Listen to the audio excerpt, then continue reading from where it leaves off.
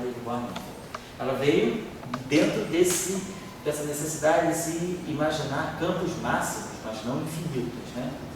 Porém, quando ficou, o Dirac gostou dessa ideia, trabalhou um pouco nisso, mas a coisa ficou depois amortecida, porque entrou-se a teoria quântica de campos a partir da final da década de 30, 40, então se pôde pensar que esses fenômenos, muito próximos da partícula, já não cabia mais uma física clássica.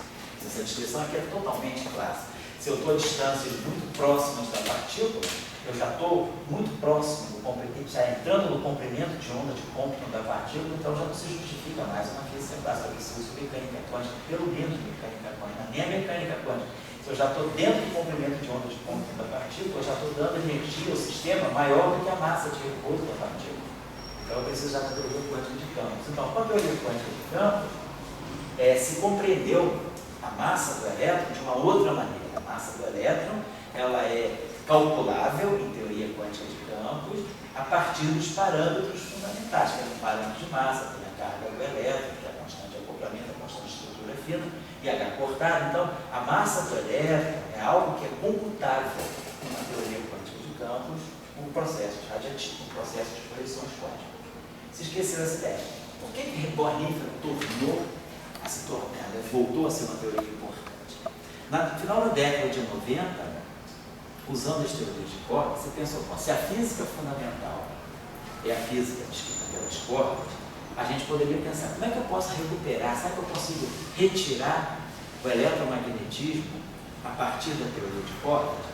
O que é a teoria? O que é o eletromagnetismo? O eletromagnetismo são as partículas carregadas interagindo com o fóton. Então, partículas carregadas, a gente sabe que aparecem como excitações de uma corda aberta. E partículas neutras aparecem como excitações de uma corda fechada. Então, usando a argumentação, vamos dizer, o instrumental, que a teoria de cordas lançou, se olhar de novo o problema do eletromagnetismo, como retirar, como ler a partir da teoria de cordas uma teoria eletromagnética. E aí, da teoria de cordas, o eletromagnetismo que emerge da teoria de cordas é justamente o Bohr-Nifel. Então, a teoria de cordas, ela, no limite de teoria de campo, a gente faz um limite chamado limite, sai do limite das cordas, que são objetos distintos, e cai no limite das teorias de campo, que são objetos multiformes. Então, o limite da teoria de campo, ela implica na eletrodinâmica de Bohr-Nifel.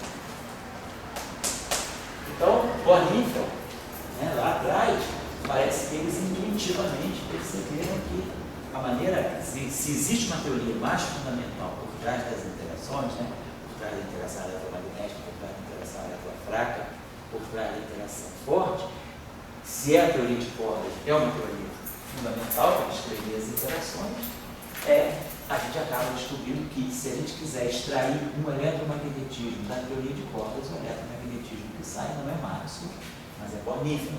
Por quê? Porque a teoria de cordas é muito fundamental, então ela está lidando com campos muito intensos.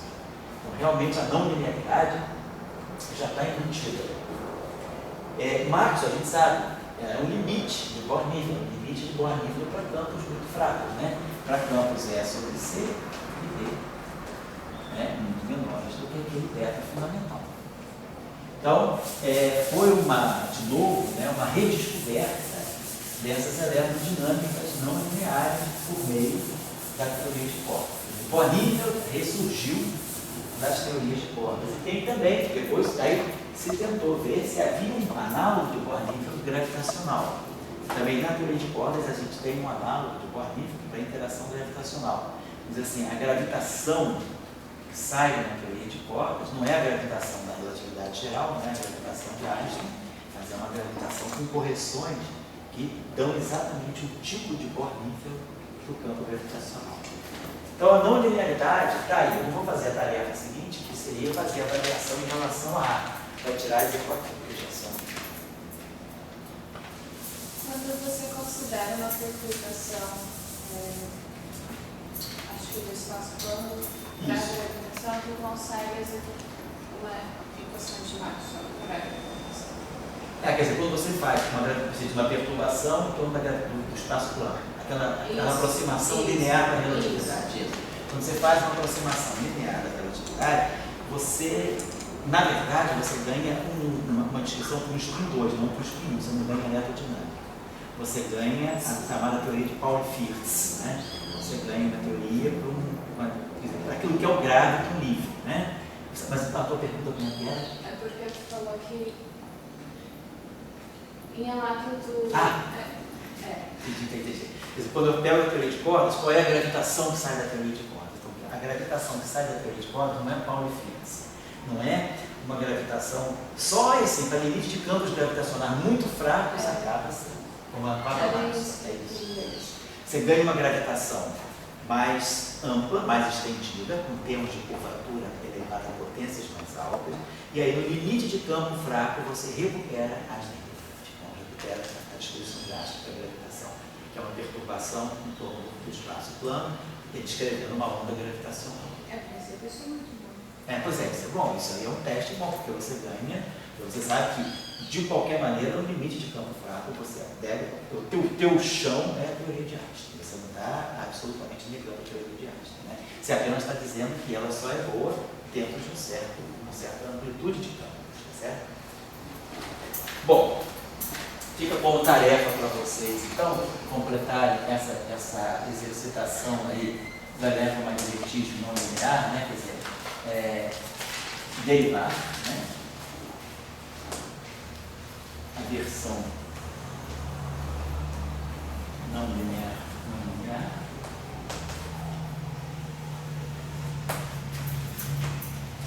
a equação de Ampère-Maxwell, né? Basicamente,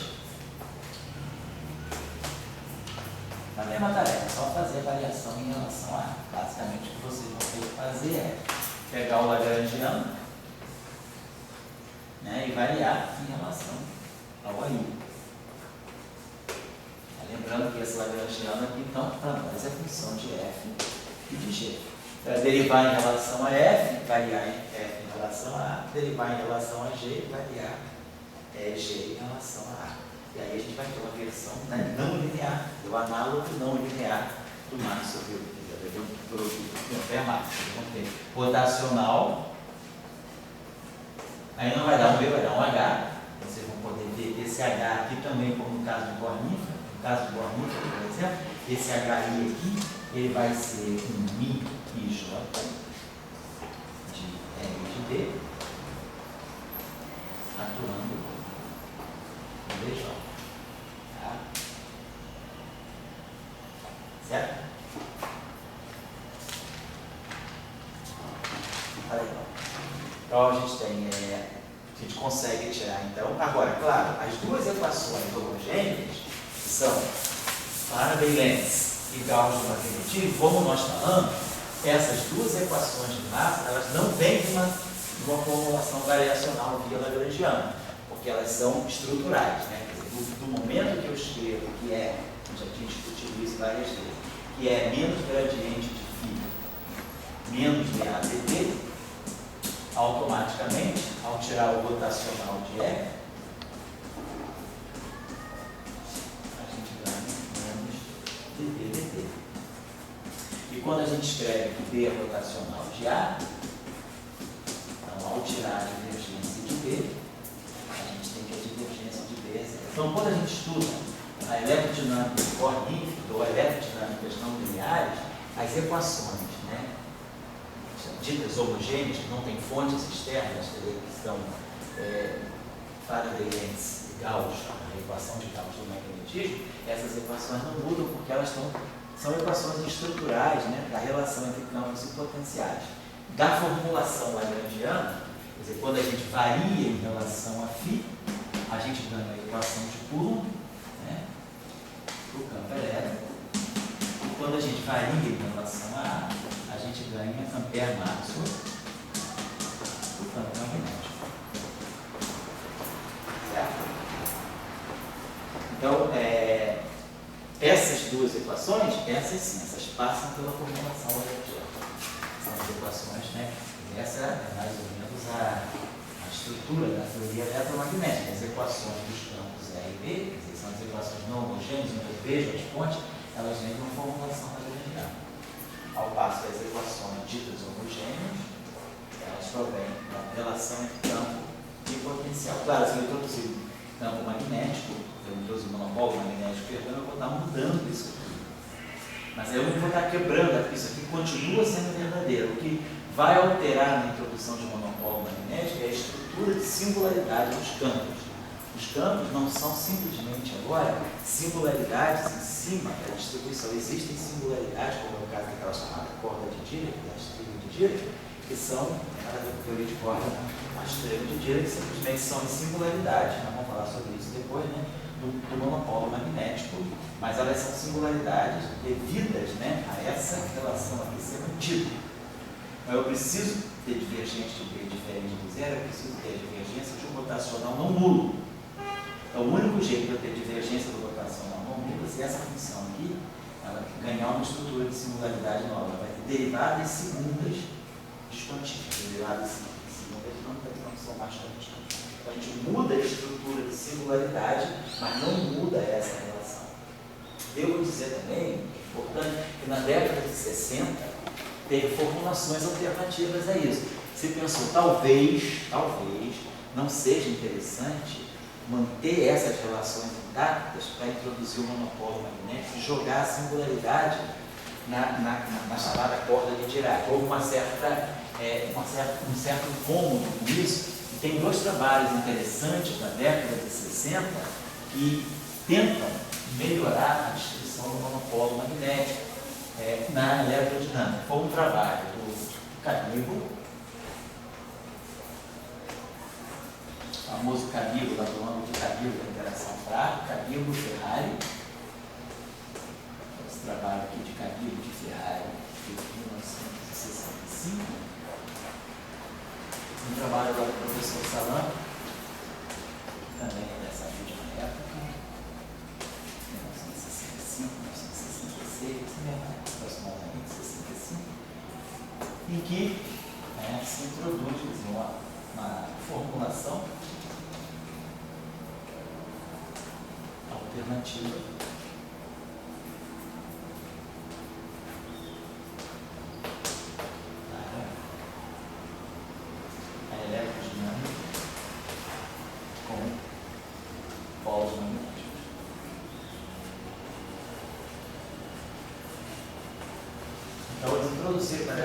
introduzindo um outro potencial vetor.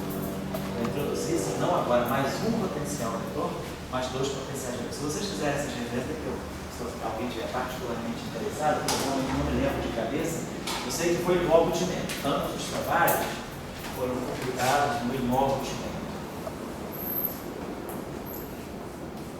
E certeza, se vocês colocarem lá no Google, Cabibbo Ferrari, no Albutimento, monopólio magnético, deve ter o PDF desse artigo disponível, e a mesma coisa com o trabalho do Salam sobre o monopólio magnético publicado no Albutimento. Então, essa descrição, então é uma descrição que visa a mexer nessa relação, para poder introduzir o monopólio. E Dirac fez isso, ele manteve essa relação e introduziu o monopólio magnético. As custas de quê? As custas da introdução daquela chamada estreita de Dirac, que é uma corda de singularidades, mas não físicas, podem ser modificadas, sofrem a sua atuação do gauge, então elas dependem do gauge. Então, Dirac usou essa corda e a singularidade, a estrutura de singularidade dessa corda de singularidade para chegar à quantização da carga elétrica. Então, para Dirac foi muito importante manter essa relação e introduzir o monopólio magnético, porque ele com isso entendeu a quantização da carga. Não é mais a formulação que foi feita aqui. A formulação que foi feita aqui alterou essa relação entre B e A, introduziu inclusive um outro potencial vetor para poder levar em conta, acomodar os graus de liberdade do monopólio magnético. Então, foi uma outra tentativa que também não frutificou. Foi uma tentativa que acabou não chegando a lugar nenhum. A questão de monopólio magnético foi melhor resolvida já no final da década de 70. Entre 78 e 81. Dezembro de 81, o professor Salão organizou, foi os 50 anos do período do monopólio magnético, né? Então, em 1981, vocês podem achar na biblioteca, tem esses proceedings aqui. Em 1981,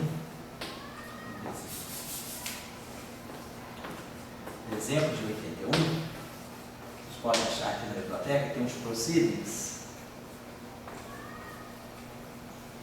do ICTT. Foi muito bom porque se colocou ali tudo que se sabia desses 50 anos de monopólio magnético, inclusive o experimento de Cabrera, que foi um experimento feito em 1980, que parecia indicar a existência, a descoberta dos monopólios magnéticos, mas também não se confirmou. Então, nessa época, houve um boom de novo, houve um reinteresse muito grande pelos monopólios magnéticos. Tem os processos do ICTT, sobre o encontro de 50 anos dos monopólios magnéticos.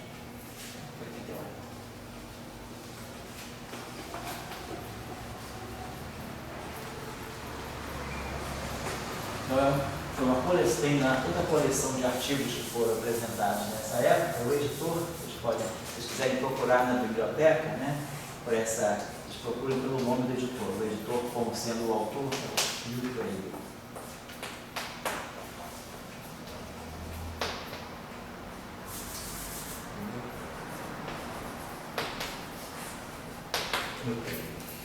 Então, o professor Freire lá, ele reuniu todos os seminários, todas as palestras plenárias que houve nessa conferência. Uma conferência assim, de uns 3 dias, no momento.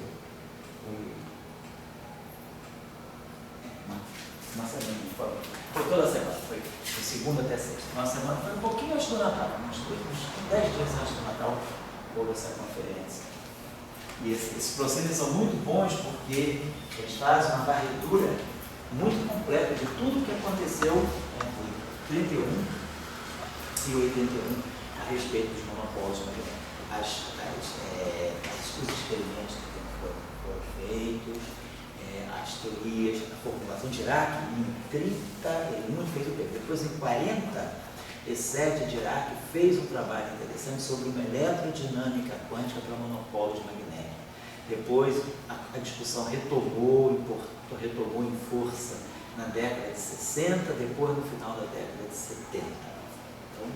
Depois, claro, de 81 para frente, os monopólios magnéticos continuaram sendo estudados, sobretudo lá no Kneipp, que trabalha bastante isso com monopólios magnéticos em teorias supersimétricas, teorias de ângulos supersimétricos. Então, daí para cá, de 81 para cá, também, claro, teve uma evolução importante e o campo continua evoluindo por causa da supersimetria. Mas esses primeiros 50 anos foram bons por isso.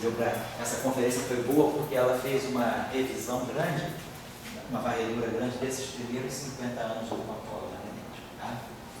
Bom, então isso aqui fecha um pouquinho essa nossa discussão da não linearidade, né? Não vou me aprofundar muito nisso, tem material sobre isso, se alguém quiser se aprofundar um pouquinho mais sobre essas formulações não lineares, tem bastante referência sobre isso, e vocês podem encontrar também mais, se vocês quiserem ver as referências que falam do ressurgimento de Born-Infeld a partir da teoria de Corner, são os papers, né? Vocês podem compor, sei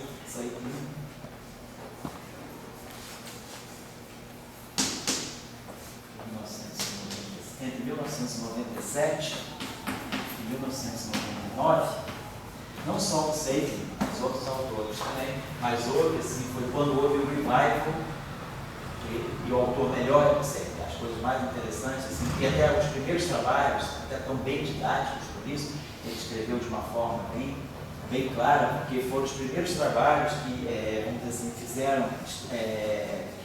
fizeram assim, uma revisão, né, um revival, né, um reavivamento das teorias de Born-Infeld.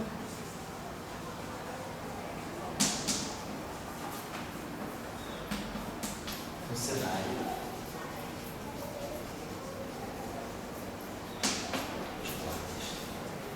Não foi só você, há outros autores também, mas eu acho que os trabalhos assim, mais claros foram escritos pelo Husserl. Então aí foi quando houve a volta de Bornifel, dando a volta por cima, por causa da teoria de Poinet, apareceu então Bornifel gravitacional também.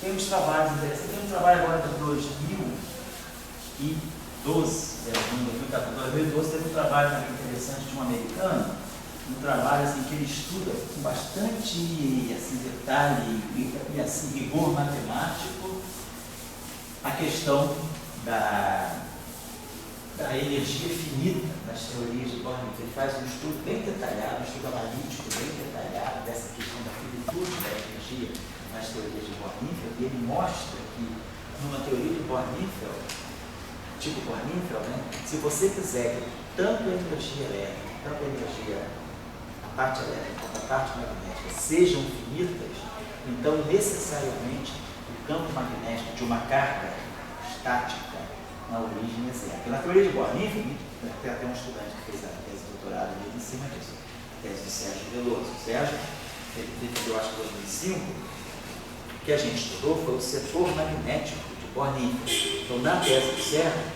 que ele detectou lá de interessante pelo estudo teórico, foi: pega a carga pontiforme na origem, tira o campo elétrico. Nós temos o campo elétrico Bornifel aqui.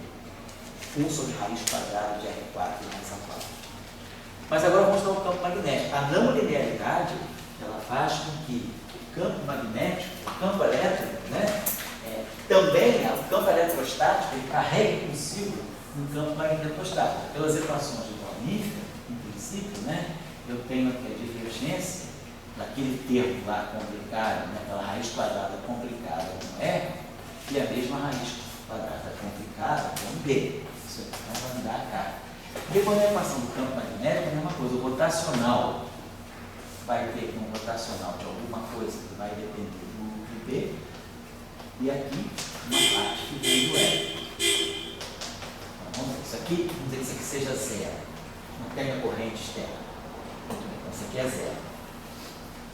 Se o campo magnético for diferente de zero, então, se o campo elétrico for diferente de zero, então, claro, ele vai ser fonte do campo magnético.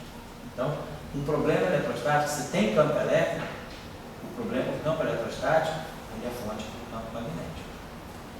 Então, aí se tem campo, então aí a gente pergunta: qual é o campo magnético gerado por uma carga pontiforme devido à não linearidade? Quer dizer, o campo magnético típico de Bornifel. Vai dar isso aqui. Então, o Sérgio estudou e ele achou lá, encontrou que o campo magnético gerado pela carga pontiforme estática, ele é um campo magnético tipo de polo magnético. E aí, se tem dipolo magnéticos, então a não linearidade induz para o elétron um dipolo magnético. Se tem um dipolo magnético, então, será que a não linearidade ela dá uma dica sobre o spin? Aí o Sérgio tentou tirar o momento magnético. Então, tirou o momento magnético do elétron estático. Tirou o campo elétrico, tirou o campo magnético. O campo magnético era o campo de um dipolo. Ele tirou qual era a estrutura desse dipolo. Ele acha um valor para o spin, ele mostra que tem um spin que é muito próximo, um spin que sai muito próximo de H cortado sobre 2. E a teoria é totalmente clássica. Então, o que a gente começou a achar interessante foi que você consegue reproduzir efeitos, tipo efeitos quânticos de H cortado a partir da não linearidade. Então, foi esse mais ou menos o objeto de estudo da tese da teoria do Husserl. Eu não estou colocando a referência da tese dele, vocês podem achar no CBKF Index, né? Se alguém quiser procurar, ele fez uma revisão boa lá de Bornifel também, então se alguém quiser estudar um pouquinho de Bornifel, olhando em muito boas referências dele, até 2005, ele fez uma varredura muito boa das referências, tese do Sérgio Veloso, a tese de doutorado dele, então, 2005. Então, ele fez uma varredura muito boa da discussão de Bornifel. O Bornifel foi formulado mais ou menos em 1934, teve uma varredura de 34 até 2005, Bornifel. O objeto de estudo foi Bornifel. Se alguém quiser procurar, está lá naquele chamado CBPF.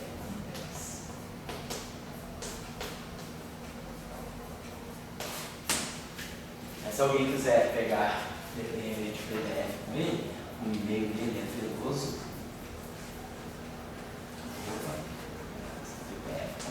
Ele é professor do INE, mas mantém a colaboração aqui, tem um e-mail aqui no CBTF, veloso@cbtf.com. Vocês podem pedir a ele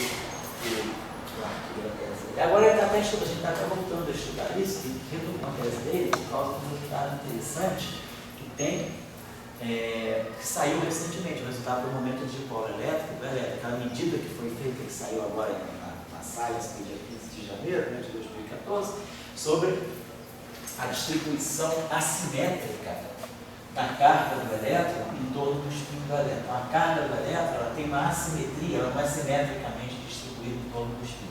Essa assimetria ela é contabilizada pelo momento de dipolo elétrico do elétron, que foi medido um limite superior para ele. O momento de dipolo elétrico ele é menor ou no máximo, o valor máximo que ele pode ter, medido experimentalmente, foi 8,7 vezes 10 a menos 29 cargas do elétron por centímetro, unidade de momento de dipolo elétrico. Então, esse resultado aqui mostra que, apesar de ser muito pequena, existe uma assimetria na distribuição da carga.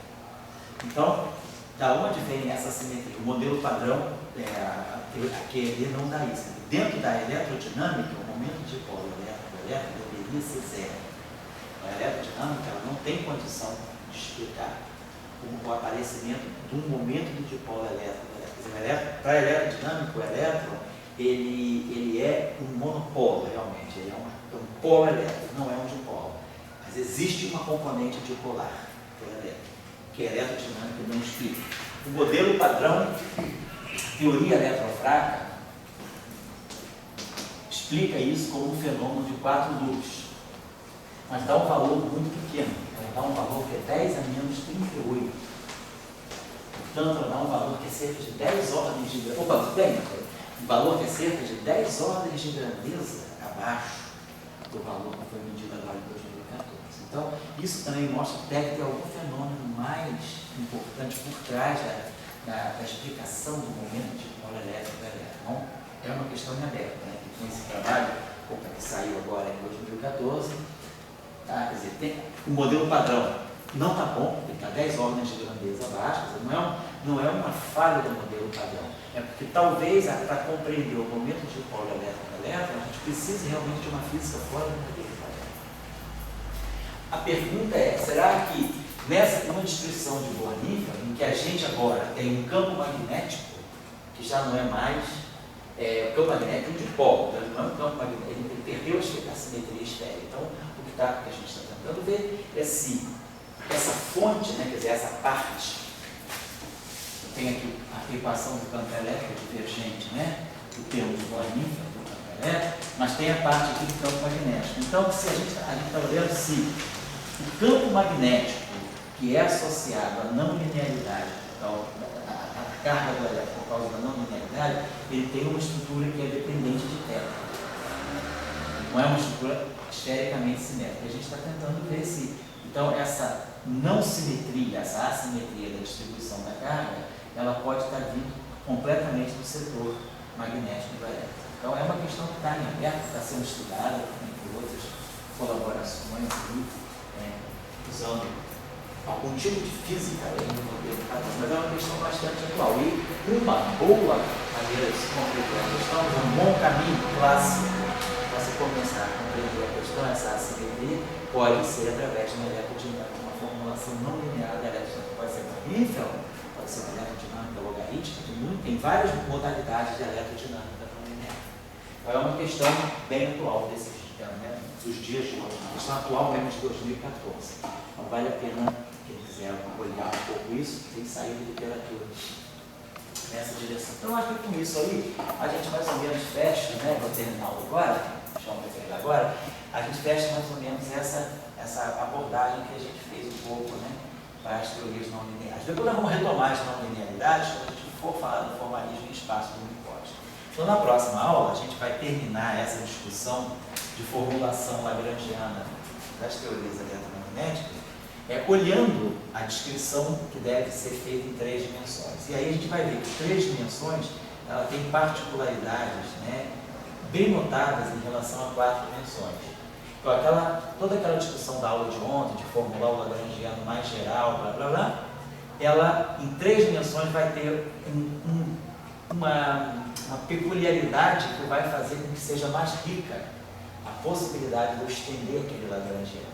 E aí a gente vai ver que vai aparecer naturalmente dentro daquela formulação que a gente fez, vamos construir o escalar mais geral, que seja quadrático nos campos, que seja invariante de ele, a gente vai ver que sai naturalmente um termo completamente alheio ao termo de Maxwell, que vai ser o termo de Chern-Simons. Então a gente vê que em 3 dimensões, né, em 4 dimensões, que a gente viu que a simetria de Gage ela fixou muito a teoria de Maxwell, que sai muito por causa da teoria de Gage. Em 3 dimensões a gente vai ver que tem uma escapatória para Maxwell.